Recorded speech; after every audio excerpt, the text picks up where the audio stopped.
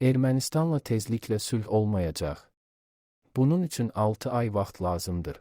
Kanala abunə olub video bəyənməyi unutmayın. Ermənistanda iyunun 7-nə təyin olunan parlament seçkiləri yaxınlaşdıqca beynəlxalq birliyin diqqəti regional proseslərə yönəlib.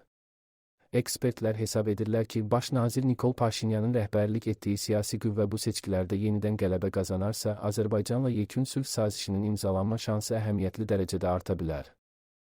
Bəs Paşinyanın uğuru fonunda sülh müqaviləsi ən tezi nə zaman reallaşar və 2026-cı ilin sonuna qədər bu tarixi sənədin imzalanması realdırmı?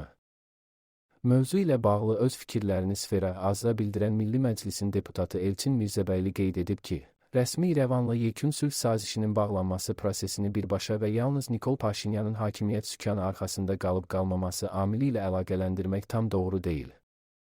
Millət vəkilinin rəyinə görə, sülh danışıqlarının Ermənistanın daxili siyasi çəkişmələrinə alət edilməsinin fundamental səbəbi ölkədəki seçki mübarizəsinin iki radikal qütb və xarici mərkəzlərdən diqqətlə yönləndirilən saxta ideoloji baxışlar arasında getməsidir. Ermənistandakı hər iki əsas siyasi yanaşma birbaşa kənar dairələrdən idarə olunduğu üçün istənilən xarici müdaxilə nəticəsində asanlıqla məzmun dəyişdirə bilər. Yəni, bugün hansı qruplaşmanın səsləndirməsindən asılı olmayaraq, Ermənistanın həm sülh bəyanatlarının, həm də revanşist hərbi ritorikasının qəfil dəyişmə ehtimalı həmişə mövcuddur.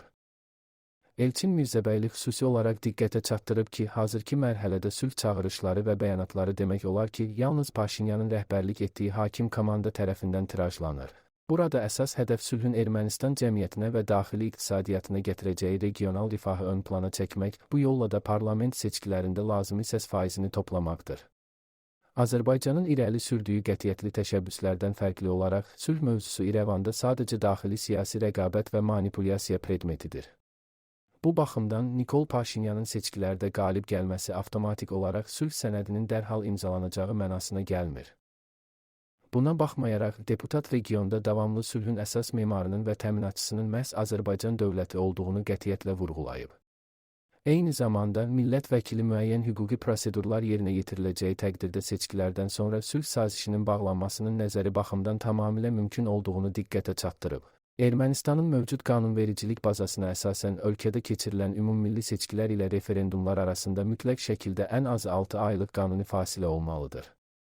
Əgər parlament seçkiləri iyunun 7-də baş tutarsa, rəsmi İrəvan yalnız noyabrın 7-dən sonra ölkədə konstitusiya referendumu elan edə bilər.